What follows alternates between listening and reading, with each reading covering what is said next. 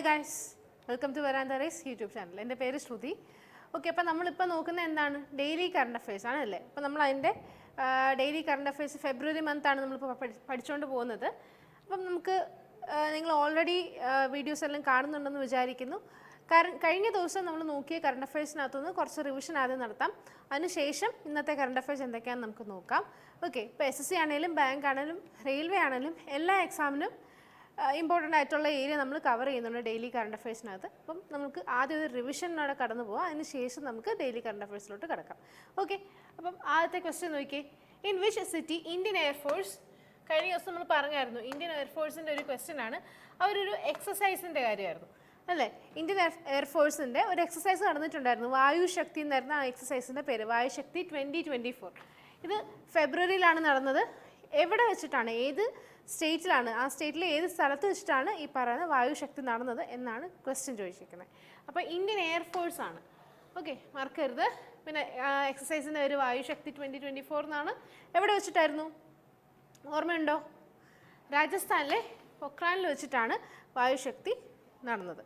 Okay, അടുത്തത് name the country that has recently signed an MOU with government of India for employment of Indian workers. അതായത് ഇന്ത്യയും government of ഇന്ത്യയും പിന്നെ അതുപോലെ തന്നെ ഈ കൊടുത്തിരിക്കുന്ന ഏതൊരു കൺട്രിയുടെ ഗവൺമെൻറ്റും കൂടെ ചേർന്നിട്ട് ഒരു MOU സൈൻ ചെയ്തിട്ടുണ്ടായിരുന്നു. എന്തിനു വേണ്ടിയിട്ടായിരുന്നു? അതായത് ഇന്ത്യയിലെ സ്കിൽഡ് ആൾക്കാർക്ക് വേണ്ടിയിട്ട് അല്ലെങ്കിൽ സ്കിൽഡ് യൂത്തിന് വേണ്ടിയിട്ട് ഉത്തരം ഞാൻ പറഞ്ഞുപോയി. തായ്വാനിലെ ഗവൺമെൻറ്റുമായിട്ടാണ് ഇന്ത്യൻ ഗവൺമെൻറ് MOU സൈൻ ചെയ്തേക്കുന്നത്. അപ്പോൾ എന്തായിരുന്നു, തായ്വാനിൽ ഇന്ത്യയിൽ സ്കിൽഡ് ആയിട്ടുള്ള ആൾക്കാർക്ക് എംപ്ലോയ്മെൻറ്റ് അല്ലെങ്കിൽ ജോബ് ഓപ്പർച്യൂണിറ്റീസ് കൊടുക്കാനും അല്ലെങ്കിൽ ഒരു ജോബ് എൻവയൺമെൻറ്റ് അറേഞ്ച് ചെയ്ത് കൊടുക്കാൻ വേണ്ടിയിട്ടാണ് ഗവൺമെൻറ് ഓഫ് ഇന്ത്യയും തായ്വാനിൻ്റെ ഗവൺമെൻറ്റും കൂടെ ചേർന്നിട്ട് MOU സൈൻ ചെയ്തേക്കുന്നത്. ഓക്കെ, തായ്വാനിൽ ഓൾറെഡി ഫിലിപ്പീൻസ്, മലേഷ്യ, തായ്ലൻഡ് പോലത്തെ പല പല മൈഗ്രൻ്റ് വർക്കേഴ്സും ഉണ്ട്.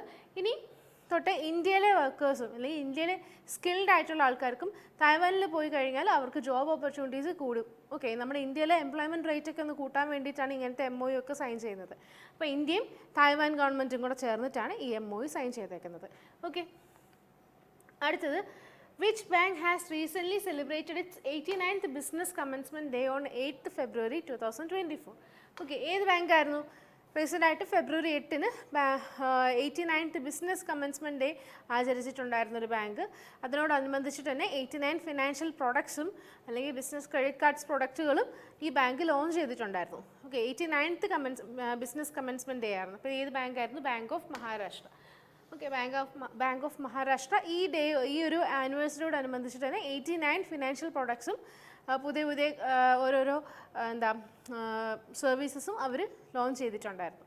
ഓക്കെ, അടുത്ത നോക്കാം. Which company has recently launched digital Nari platform to generate sustainable self employment for women. അതായത് സ്ത്രീകൾക്ക് വേണ്ടിയിട്ട് അവർ സെൽഫ് എംപ്ലോയ്ഡ് ആവാൻ വേണ്ടിയിട്ട് ഒരു പ്ലാറ്റ്ഫോം, ഒരു ഡിജിറ്റൽ പ്ലാറ്റ്ഫോം ഉണ്ടായിരുന്നു. അവർ കൊണ്ടുവന്നിട്ടുള്ള ഒരു പുതിയ ഇനിഷ്യേറ്റീവ് ആയിരുന്നു ഡിജിറ്റൽ നാരി പ്ലാറ്റ്ഫോം എന്ന് പറയുന്നത്. അത് ഏത് പ്ലാറ്റ്ഫോമാണ് ഈ ഡിജിറ്റൽ നാരി എന്ന് പറഞ്ഞിട്ടുള്ള ഇനിഷ്യേറ്റീവ് കൊണ്ടുവന്നിട്ടുള്ളത്? എന്തിനാണ് ഡിജിറ്റൽ നാരി എന്ന് ചോദിച്ചു കഴിഞ്ഞാൽ വിമൻ, സ്ത്രീകളെ ഫോക്കസ് ചെയ്തിട്ടാണ് സസ്റ്റൈനബിൾ ആയിട്ടുള്ള ഒരു ജോബ് അവർ സെൽഫ് എംപ്ലോയ്ഡ് ആവാൻ വേണ്ടിയിട്ട് അവർക്ക് കൊടുക്കുന്ന ട്രെയിനിങ് അല്ലെങ്കിൽ അവർക്ക് കൊടുക്കുന്ന സപ്പോർട്ടിന് വേണ്ടിയിട്ടാണ് ഡിജിറ്റൽ നാരി എന്ന് പറഞ്ഞിട്ടുള്ള ഇനിഷ്യേറ്റീവ് വന്നത്. അത് കൊണ്ടുവന്ന പ്ലാറ്റ്ഫോമാണ് pay nearby. Okay, pay nearby ആണ് ഡിജിറ്റൽ നാരി ഇനിഷ്യേറ്റീവ് കൊണ്ടുവന്നിട്ടുള്ളത്.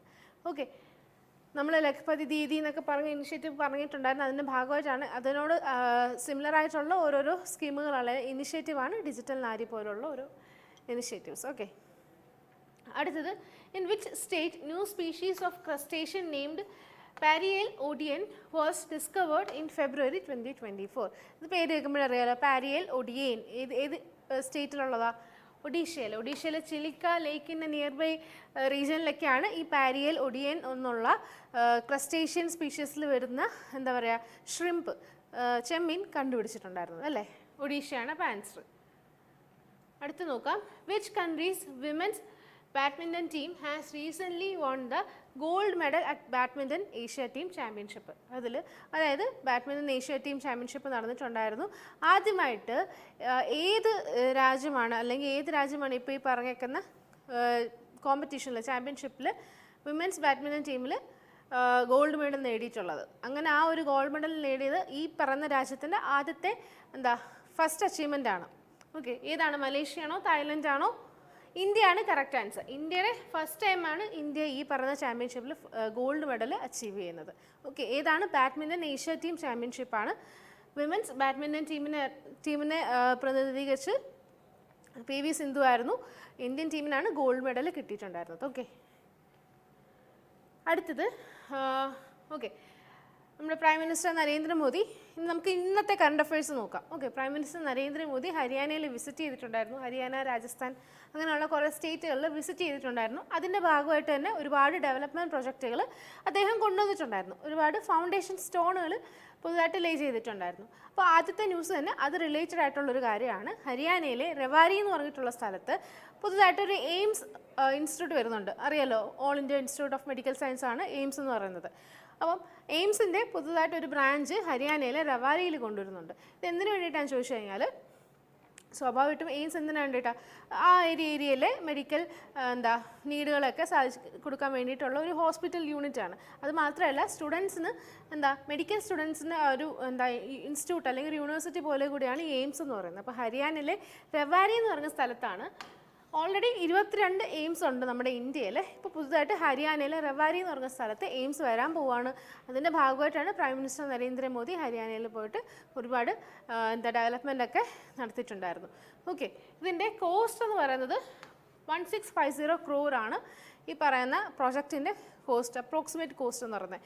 ഇത് ഓൾറെഡി എക്സിസ്റ്റഡ് ആയിട്ടുള്ള ഒരു ഇനിഷ്യേറ്റീവിൻ്റെ ഭാഗമായിട്ടാണ് ഈ പറയുന്ന എയിംസ് വരുന്നത്. എന്താണെന്ന് ചോദിച്ചു കഴിഞ്ഞാൽ, പ്രധാനമന്ത്രി സ്വാസ്ഥ്യ സുരക്ഷ യോജന, PMSSY, പ്രധാനമന്ത്രി സ്വാസ്ഥ്യ സുരക്ഷ യോജന. അതായത് മെഡിക്കൽ ഇൻസ്റ്റിറ്റ്യൂഷൻസ് അല്ലെങ്കിൽ ഹോസ്പിറ്റൽസ് റിലേറ്റഡ് ആയിട്ട്, അതായത് ഓരോ നമ്മുടെ ഇന്ത്യയിൽ ഒരു സ്ഥലത്ത് പോലും റീജിയണൽ പാരാമീറ്റർ കാരണം അല്ലെങ്കിൽ റീജിയണൽ ഡിസഡ്വാൻറ്റേജസ് കാരണം ഹെൽത്ത് അല്ലെങ്കിൽ മെഡിസിനൽ ട്രീറ്റ്മെൻറ്റ് കിട്ടാതാവരുത്. ഓക്കെ, എല്ലായിടത്തും മെഡിസിനൽ ബെനിഫിറ്റ്സ് കിട്ടണം അല്ലെങ്കിൽ ഹോസ്പിറ്റൽ ട്രീറ്റ്മെൻറ്റ്സ് കിട്ടണം എന്നുള്ള ഒരു ഇനിഷ്യേറ്റീവാണ് ഈ പറയുന്ന പ്രധാനമന്ത്രി സ്വാസ്ഥ്യ സുരക്ഷാ യോജന.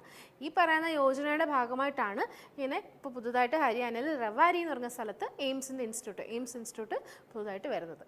ഓക്കെ, 1650 crore ആണ് ഇതിൻ്റെ ടോട്ടൽ ഔട്ട്ലേ എന്ന് പറയുന്നത്. അപ്രോക്സിമേറ്റ് ആയിട്ട് 1650 crore ആണ്. ഓക്കെ, അപ്പം അത് അവിടുത്തെ ഫീച്ചേഴ്സൊക്കെയാണ്. ICU ഉണ്ട്, എമർജൻസി ട്രോമ യൂണിറ്റ് ഉണ്ട്, modular operation theatre, diagnostic lab and blood bank. അങ്ങനെ സാധാരണ ഒരു ഹോസ്പിറ്റലിൽ കാണുന്ന എല്ലാ ഫെസിലിറ്റീസും ഈ പറയുന്ന എയിംസിലും ഉണ്ടായിരിക്കും. ഓക്കെ, ഇപ്പം ഈ റവാരി എയിംസ് ഹരിയാനയിലെ റവാരി എയിംസും കൂടെ ചേർത്ത് കഴിഞ്ഞാൽ, കൂട്ടിക്കഴിഞ്ഞാൽ ഇന്ത്യയിൽ മൊത്തത്തിൽ 22 എയിംസ് ഉണ്ട്. ഓക്കെ, 22ാമത്തെ എയിംസ് ആണ് റവാരി എയിംസ് എന്ന് പറയുന്നത്. അപ്പോൾ ഇത് ഇത്രയുമായിരുന്നു ഇതിനകത്ത് പറയാനുള്ളത്. ഓക്കെ, അപ്പോൾ നമുക്ക് പ്രധാനമന്ത്രി സ്വാസ്ഥ്യ സുരക്ഷാ യോജന എന്ന് പറഞ്ഞു, അതിൻ്റെ ഭാഗമായിട്ടാണ് ഇപ്പോൾ ഈ പറഞ്ഞിരിക്കുന്ന എയിംസ് വന്നിട്ടുള്ളത്, അല്ലെങ്കിൽ ഓരോരോ മെഡിക്കൽ ഇൻസ്റ്റിറ്റ്യൂഷൻസ് പുതുതായിട്ട് സ്റ്റാർട്ട് ചെയ്യുന്നത് എന്ന് നമ്മൾ പറഞ്ഞിട്ടുണ്ടായിരുന്നു. അപ്പോൾ നമുക്ക് ആ സ്കീമിനെ പറ്റി അല്ലെങ്കിൽ ആ ഒരു യോജനയെ പറ്റിയിട്ട് നോക്കാം. പ്രധാനമന്ത്രി സ്വാസ്ഥ്യ സുരക്ഷാ യോജന എന്നാണ് 2003 ലോഞ്ച് ചെയ്തിട്ടുള്ളത്. അപ്പോൾ സ്വാഭാവികമായിട്ടും ഏത് മിനിസ്ട്രി ആയിരിക്കും? Ministry of health and family വെൽഫെയറിൻ്റെ അണ്ടറിൽ വരുന്നതാണ് ഈ ഒരു യോജന എന്ന് പറയുന്നത്. ഇതിൻ്റെ യൂണിയൻ മിനിസ്റ്റർ ആരാണെന്നറിയോ? Doctor Mansukh Mandaviya. Okay, doctor Mansukh മാണ്ഡവ്യയാണ് minister of health and family welfares എന്ന യൂണിയൻ മിനിസ്റ്റർ. 2003 ഈ മിനിസ്റ്ററുടെ അണ്ടറിൽ പ്രധാനമന്ത്രി സ്വാസ്ഥ്യ സുരക്ഷാ യോജന വരുന്നത്. ഓക്കെ, ഇതിൻ്റെ മെയിൻ എയിം എന്താണെന്ന് നോക്കാം.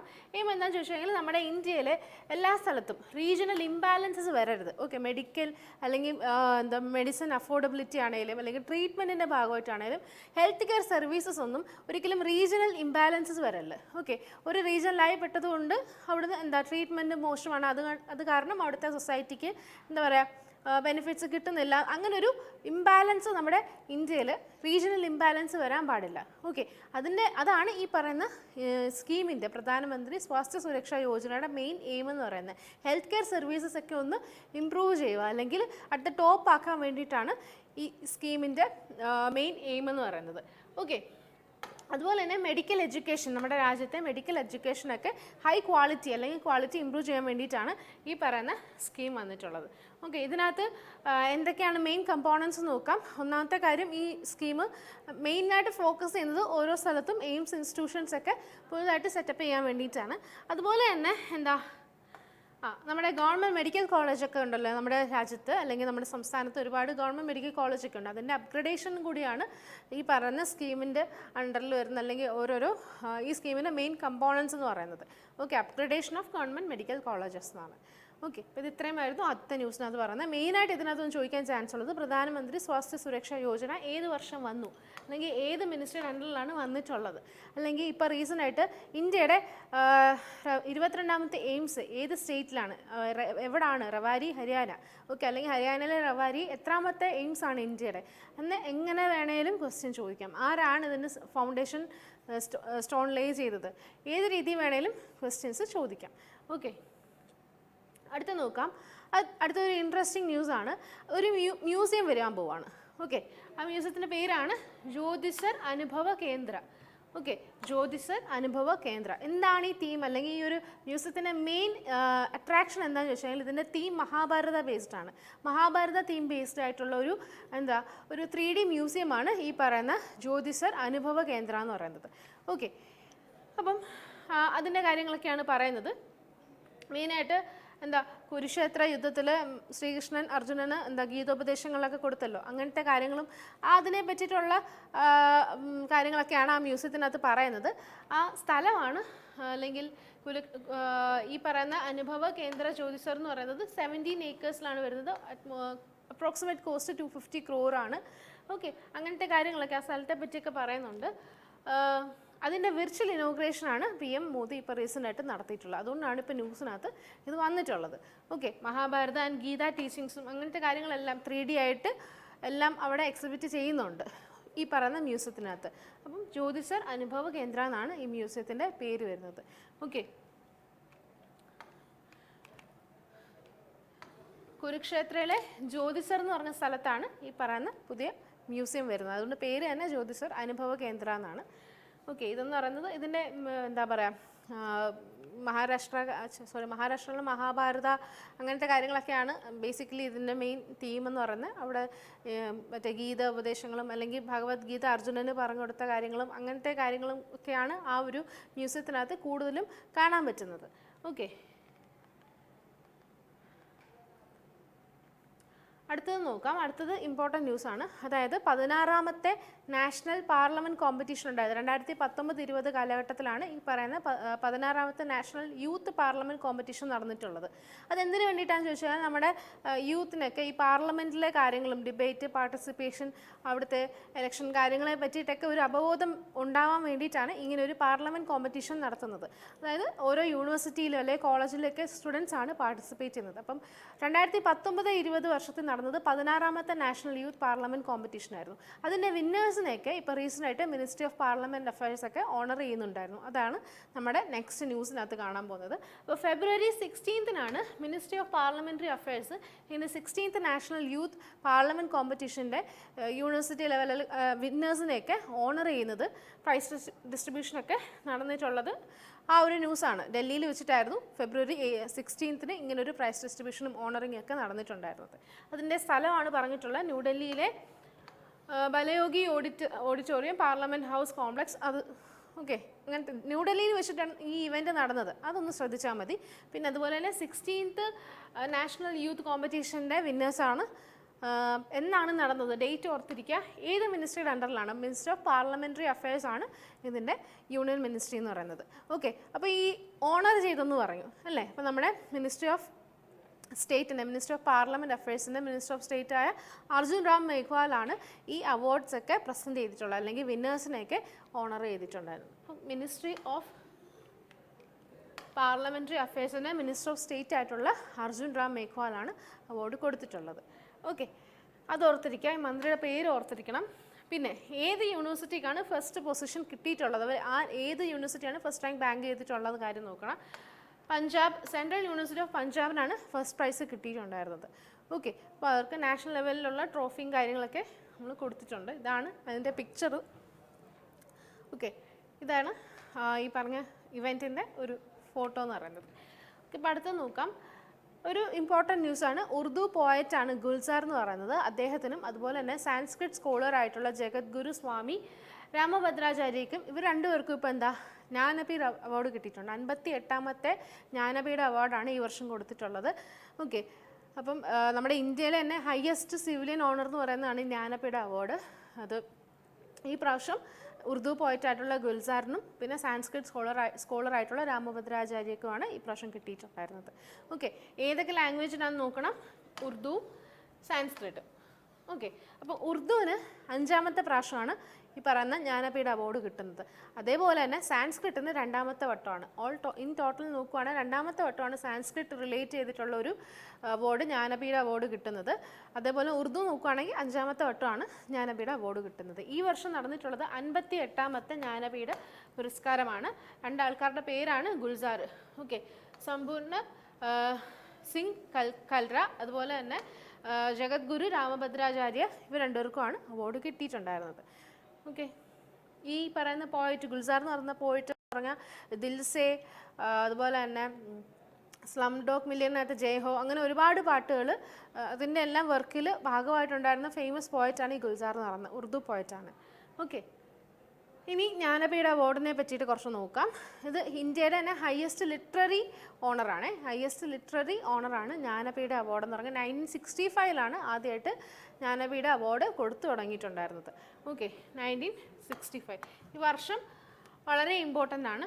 പിന്നെ അതുപോലെ തന്നെ ക്യാഷ് പ്രൈസ് എന്ന് പറഞ്ഞാൽ 11 lakh ആണ്. 11 ലക്ഷം രൂപയാണ് ഇതിൻ്റെ ക്യാഷ് പ്രൈസ്. അതേപോലെ തന്നെ വാഗ്ദേവി എന്ന് പറഞ്ഞിട്ടുള്ള ഒരു സ്റ്റാച്ചു, ബ്രോൺസ് സ്റ്റാച്ചുവും കൊടുക്കുന്നുണ്ട് സൈറ്റേഷൻ്റെ കൂടെ. അതായത് ഈ ഫോട്ടോ നിങ്ങൾക്ക് കാണുമ്പോൾ മനസ്സിലാവും, ഇതാണ് ജ്ഞാനപീഠ അവാർഡീസിന് കൊടുക്കുന്ന ഒരു സ്റ്റാച്ചു എന്ന് പറയുന്നത്. ഓക്കെ, ഇത് രണ്ടുമാണ് ഇപ്രാവശ്യം 58ാമത്തെ ജ്ഞാനപീഠ അവാർഡ് കിട്ടിയിട്ടുള്ള 2 ഫേമസ് ആൾക്കാർ. ഓക്കെ, ഇത്രയുമാണ് ഇതിൻ്റെ എമൗണ്ട്. ഓർത്തിരിക്കുക, ചിലപ്പം സ്റ്റേറ്റ്മെൻറ്റ് ബേസ്ഡ് ക്വസ്റ്റ്യൻ ചോദിക്കാറുണ്ട്. ചിലപ്പോൾ 10 ലക്ഷം എന്നൊക്കെ ഇവർ വേറെ വാല്യൂ അങ്ങോട്ടും ഇങ്ങോട്ടും മാറ്റി ചോദിക്കാറുണ്ട്. ഇതിൽ ഏത് സ്റ്റേറ്റ്മെൻ്റ് ആണ് ട്രൂ എന്നൊക്കെ ചോദിക്കാൻ ചാൻസ് ഉണ്ട്. ഓക്കെ, ബാങ്ക് എക്സാമിനൊക്കെ ആ രീതിയിലാണ് ചോദിക്കുന്നത്. അതേപോലെ തന്നെ ജ്ഞാനപീഠ ഒരു അവാർഡിനെ പറ്റി പറയുമ്പം അതിൻ്റെ സ്റ്റാറ്റിക് ബേസിക് ആയിട്ടുള്ള കുറച്ച് കാര്യങ്ങളൊക്കെ നോക്കണം. 1965 ആദ്യമായിട്ട് ജ്ഞാനപീഠ അവാർഡ് കൊടുത്തു തുടങ്ങിയിട്ടുള്ളത്. ആനുവൽ അല്ലെങ്കിൽ ആനുവൽ ഓണററി ആണ് ഈ പറയുന്ന ജ്ഞാനപീഠ, ഭാരതീയ ജ്ഞാനപീഠം എന്ന് പറയുന്നത്. എല്ലാ വർഷവും കൊടുക്കുന്നതാണ്. ഇന്ത്യയിലെ ഹയസ്റ്റ് ലിറ്റററി ഓണർ ഏതാന്ന് ചോദിക്കും, അതും ജ്ഞാനപീഠയാണ്. ഇപ്രാവശ്യം നടന്നിട്ടുള്ളത് 58ാമത്തെ ജ്ഞാനപീഠ അവാർഡ് സെറമണിയാണ്. ഓക്കെ, അടുത്ത നോക്കാം. അടുത്തത് ബാങ്ക് എക്സാമിനൊക്കെ ചോദിക്കാൻ ചാൻസ് ഉള്ളതാണ്. Ministry of housing and urban അഫയേഴ്സിൻ്റെയും അതുപോലെ തന്നെ UNDPയും കൂടെ ചേർന്നിട്ട് ഒരു കൊളാബറേറ്റ് ചെയ്തിട്ട് പുതുതായിട്ട് ഒരു നാഷണൽ ലെവൽ വർക്ക്ഷോപ്പ് നടത്തിയിട്ടുണ്ട്, അർബൻ ലൈവ്ലിഹുഡൊക്കെ ഇമ്പ്രൂവ് ചെയ്യാൻ വേണ്ടിയിട്ട്. ഓക്കെ, അതായത് എംപ്ലോയ്മെൻറ്റും കാര്യങ്ങളും അല്ലെങ്കിൽ ലിവിങ് സ്റ്റാൻഡേർഡ്സ് ഒക്കെ ഒന്ന് കൂട്ടാൻ വേണ്ടിയിട്ടാണ് ഈ ഒരു നാഷണൽ ലെവൽ വർക്ക്ഷോപ്പ് നടന്നിട്ടുള്ളത്. ഏതൊക്കെ മിനിസ്ട്രി, UNDPയും ഏത് മിനിസ്ട്രിയുമാണ് ചോദിച്ചു കഴിഞ്ഞാൽ ministry of housing and urban affairs ആണ്. UNDPയുടെ ഫുൾ ഫോം നോക്കാം, യുണൈറ്റഡ് നേഷൻ ഡെവലപ്മെൻറ്റ് പ്രോഗ്രാം എന്നാണ് UNDPയുടെ ഫുൾ ഫോം വരുന്നത്. ഇവർ 2 പേരോട് ചേർന്നിട്ടാണ് ഈ വർക്ക്ഷോപ്പ് നടന്നിട്ടുള്ളത്.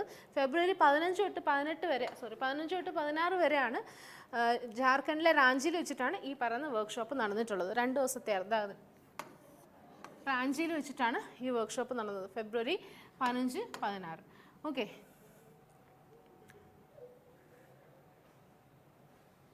അടുത്തത്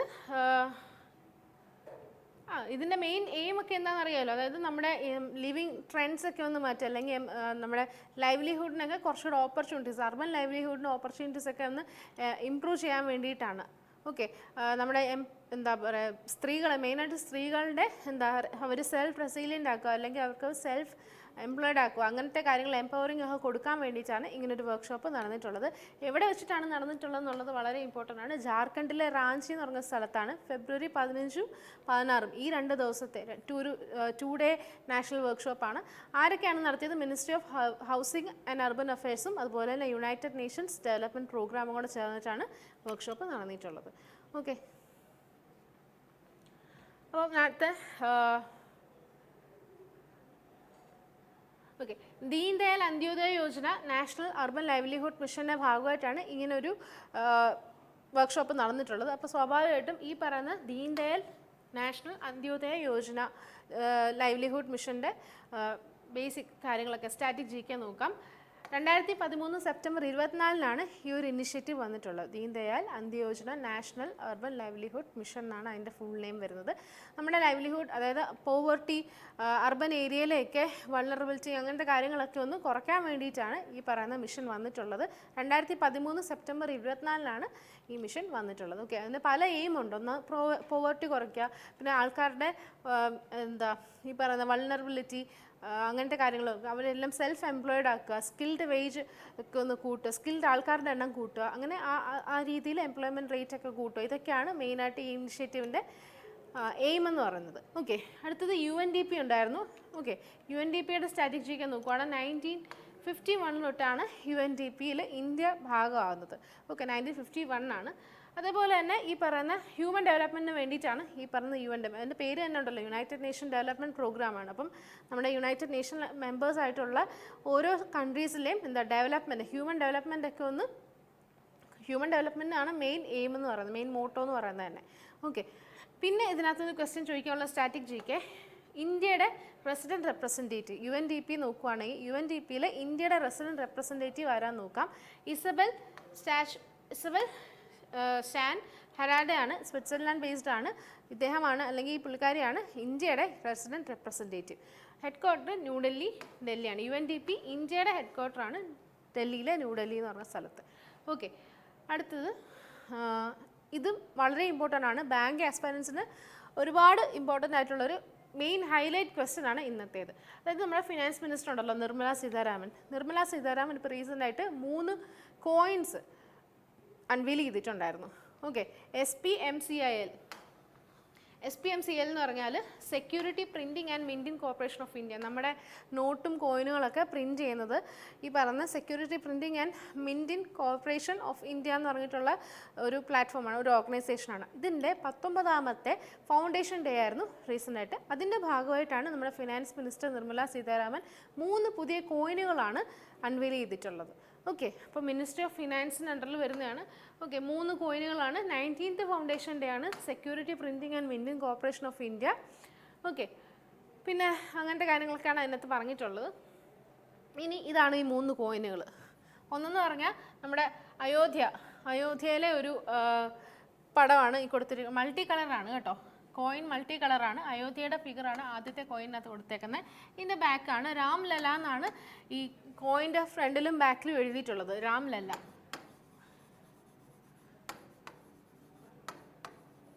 ഓക്കെ, ഇതാണ് അയോധ്യ രാംലാല കോയിൻ. ഓക്കെ, അടുത്ത കോയിൻ എന്ന് പറഞ്ഞാൽ ഗൗതം ബുദ്ധ ഉണ്ടല്ലോ, നമ്മുടെ ബുദ്ധൻ്റെ ഒരു മെഡിറ്റേറ്റിംഗ് ഒരു ഫേസ് ആയിട്ടുള്ള ഒരു കോയിനാണ് ഈ പറയുന്നത്. ഗൗതം ബുദ്ധ എന്നാണ് അടുത്ത കോയിൻ്റെ പേര്.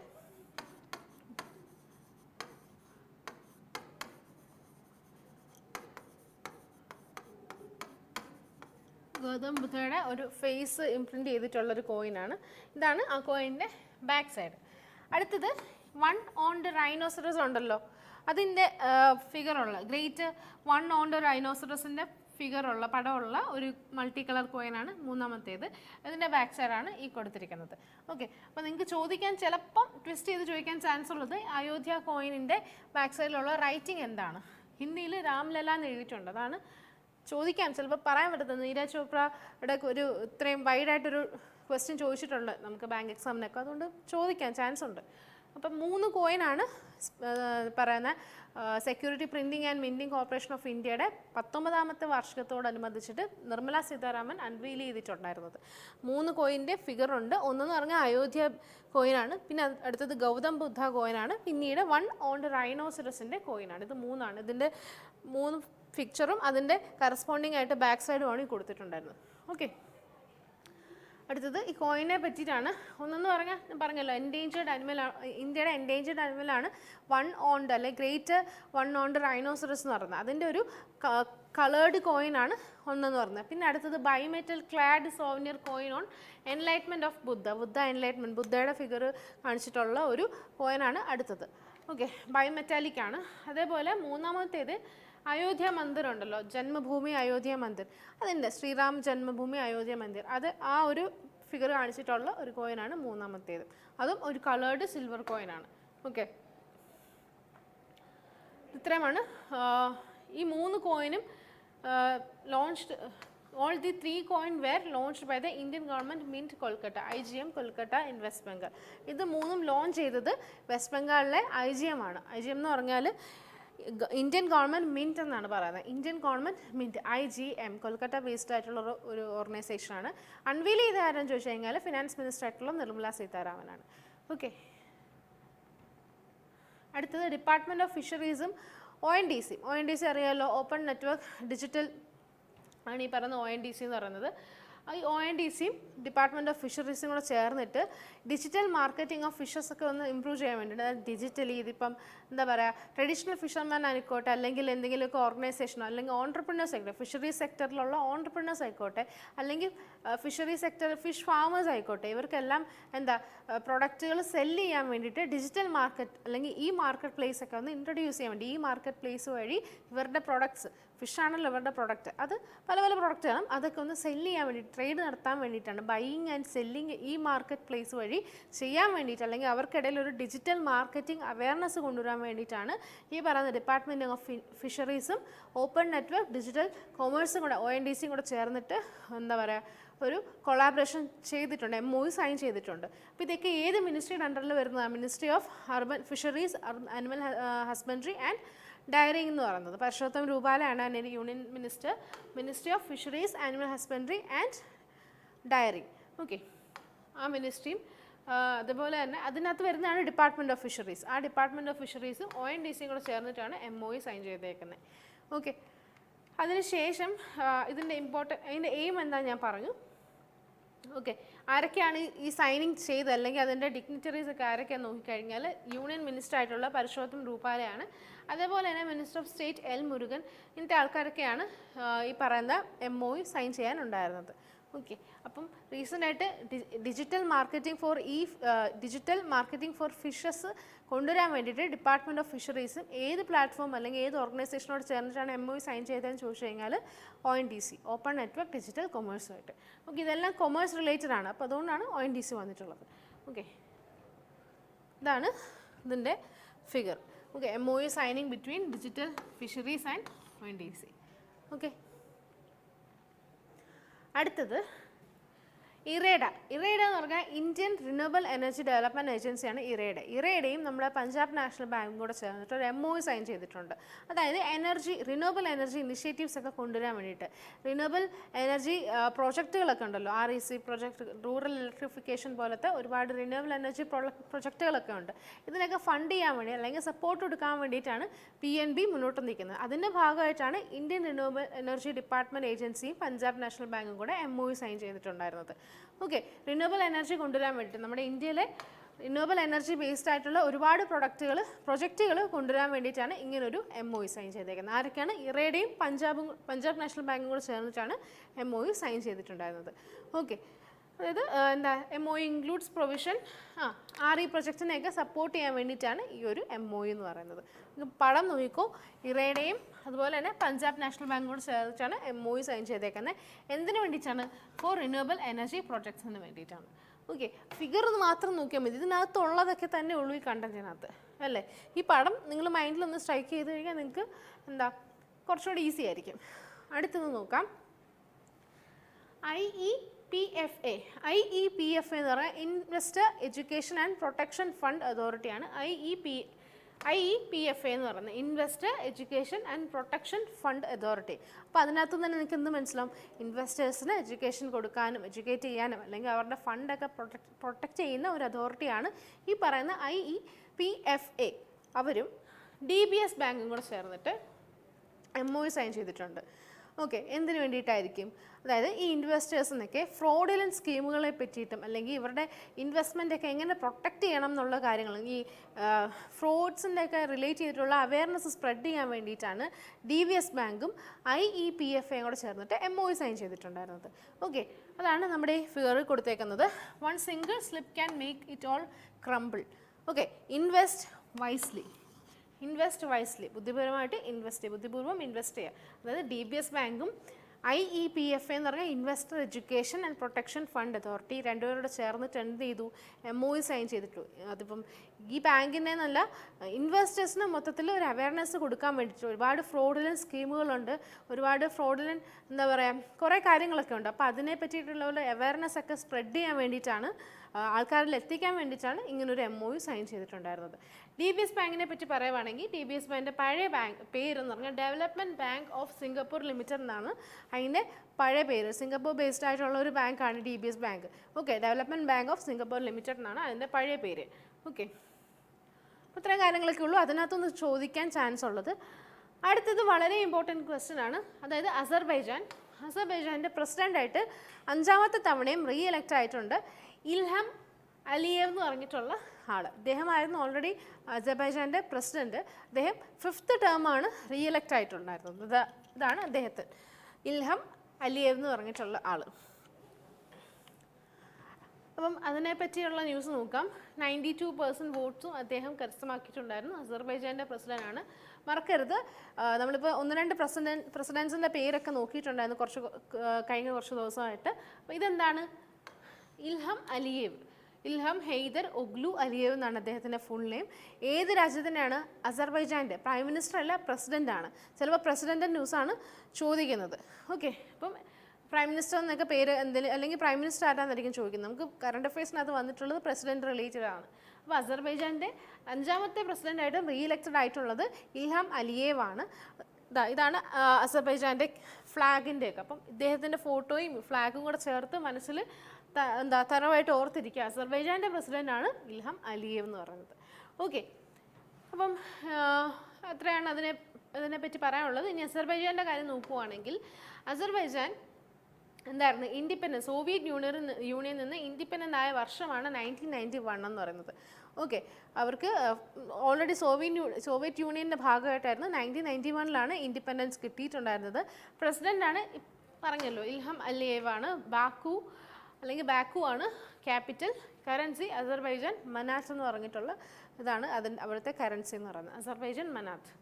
ഓക്കെ, ഈ കറൻസിയൊക്കെ SSCക്കാണ് ചോദിക്കുന്നത്, ബാങ്കിനൊന്നും അങ്ങനെ ചോദിക്കത്തില്ല. റെയിൽവേ, SSC ഇതിനൊക്കെയാണ് ഈ പറയുന്ന എബൌട്ട് കൺട്രി ചോദിക്കാൻ ചാൻസ് ഉള്ളത്. ഓക്കെ, അടുത്ത് നോക്കാം. ഇന്ത്യയിലെ ഒരു ഫേമസ് ഷെഫാണ് ഇംതിയാസ് ഖുറേഷി എന്ന് പറയുന്നത്. അദ്ദേഹം ഓൾറെഡി 2014 പത്മശ്രീ അവാർഡൊക്കെ കിട്ടിയിട്ടുണ്ട്. അപ്പോൾ അദ്ദേഹം റീസെൻ്റ് ആയിട്ട് മരിച്ചു പോയിട്ടുണ്ട്. അതാണ് ന്യൂസിനകത്ത് തന്നിട്ടുള്ളത്. ഇതാണ്, അത് കണ്ടോ, ഫുഡ് ഉണ്ടാക്കുന്ന പടമാണ് കൊടുത്തിട്ടുള്ളത്, കണ്ടോ. ഇംതിയാസ് ഖുറേഷി ഗ്രാൻഡ് മാസ്റ്റർ ഷെഫാണ്. ഓക്കെ, ഫുഡ് ഉണ്ടാക്കുന്ന ഫിഗറാണ്. ഇൻ കേസ് നിങ്ങളോട് ക്വസ്റ്റ്യൻ ചോദിക്കാൻ ചാൻസ് ഉണ്ട്. ഇംതിയാസ് ഖുറേഷി റീസെൻ്റായിട്ട് മരിച്ചു. അദ്ദേഹം ഏത് ഫീൽഡുമായിട്ടാണ് ബന്ധപ്പെട്ടേക്കെന്ന് ചോദിച്ചു കഴിഞ്ഞാൽ ഈ പടം ഓർത്തിരിക്കുക. ഇയാൾ ഫുഡ് ഉണ്ടാക്കുമല്ലേ, അപ്പോൾ ഷെഫാണ്.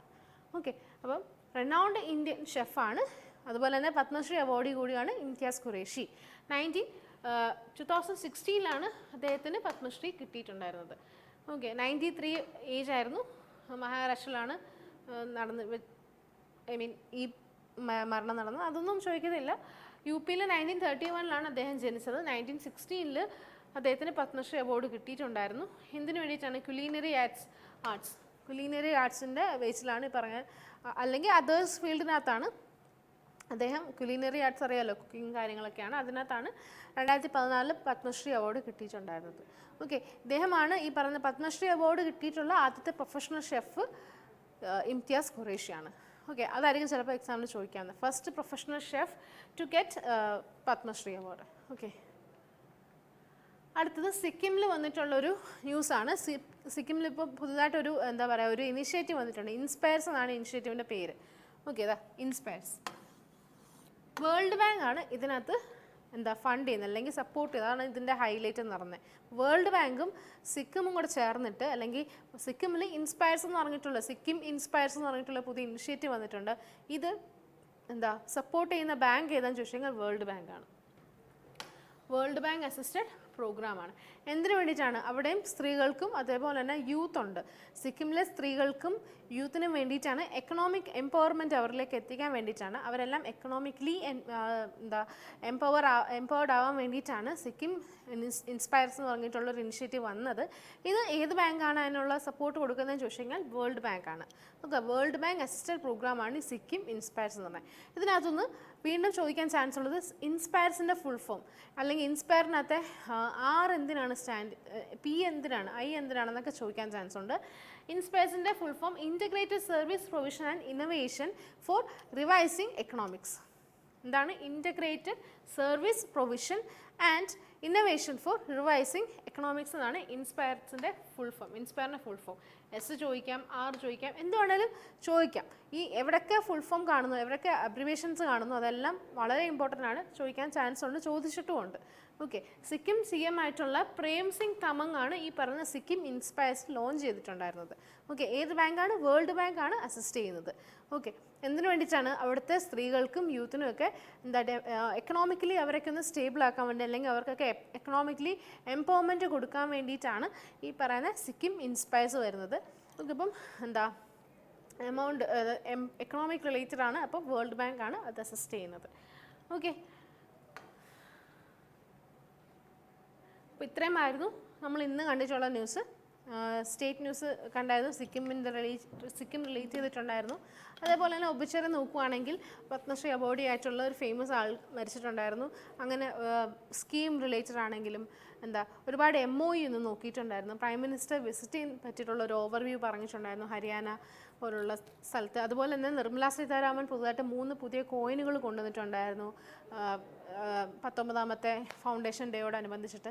അങ്ങനത്തെ ഒരുപാട് ഇമ്പോർട്ടൻ്റ് ആയിട്ടുള്ള ന്യൂസ് നമ്മളിന്ന് പറഞ്ഞിട്ടുണ്ടായിരുന്നു. ഇതിനകത്ത് സ്കിപ്പ് ചെയ്യേണ്ടതായിട്ട് ഒരു ന്യൂസും ഇല്ലായിരുന്നു. എല്ലാം അതിൻ്റേതായ പ്രാധാന്യമുള്ള കുറേ ക്വസ്റ്റ്യൻസ് ആയിരുന്നു. അപ്പം എക്സാംസിന് എന്തായാലും ഇതൊക്കെ ചോദിക്കും, ഉറപ്പാണ്. ഇതൊന്നും സ്കിപ്പ് ചെയ്യാനേ പാടില്ല. അത്രയ്ക്ക് ഇമ്പോർട്ടൻസ് ഉള്ള ഒരു ഏരിയ ആണ് നമ്മൾ, അല്ലെങ്കിൽ ടോപ്പിക്കുകളാണ് നമ്മൾ ഇന്ന് ഡിസ്കസ് ചെയ്തിട്ടുണ്ടായിരുന്നത്. ഓക്കെ, അപ്പോൾ എല്ലാവരും നോട്ട്സൊക്കെ പ്രിപ്പയർ ചെയ്യുക. വെറുതെ വീഡിയോ കണ്ട് പോകരുത്. നോട്ട് പ്രിപ്പയർ ചെയ്ത് റിവിഷൻ ചെയ്യുന്നതിലാണ് മെയിനായിട്ട് കാര്യം വരുന്നത്. വെറുതെ വീഡിയോ കണ്ടു കഴിഞ്ഞാൽ സ്വാഭാവികമായിട്ടും മനുഷ്യരാണ് മറന്നു പോകും. ഓക്കെ, അപ്പം നല്ല രീതിയിൽ പ്രിപ്പയർ ചെയ്യുക. അപ്പം നമ്മൾ അടുത്ത വീഡിയോയിൽ കാണുന്നതായിരിക്കും. അടുത്ത വീഡിയോയിൽ വീണ്ടും നല്ലൊരു ടോപ്പിക്, അല്ലെങ്കിൽ കുറച്ച് ഇൻട്രസ്റ്റിംഗ് ആയിട്ടുള്ള കുറച്ച് പുതിയ കണ്ടൻറ്റുകളായിട്ട് വരുന്നതായിരിക്കും. അതിൻ്റെ ഒപ്പം തന്നെ ഇന്നത്തെ വീഡിയോയുടെ റിവിഷനും നമ്മൾ ചെയ്യുന്നതായിരിക്കും അടുത്ത ദിവസം. അപ്പോൾ അതുവരേക്കും എല്ലാവർക്കും ടേക്ക് കെയർ, ബൈ.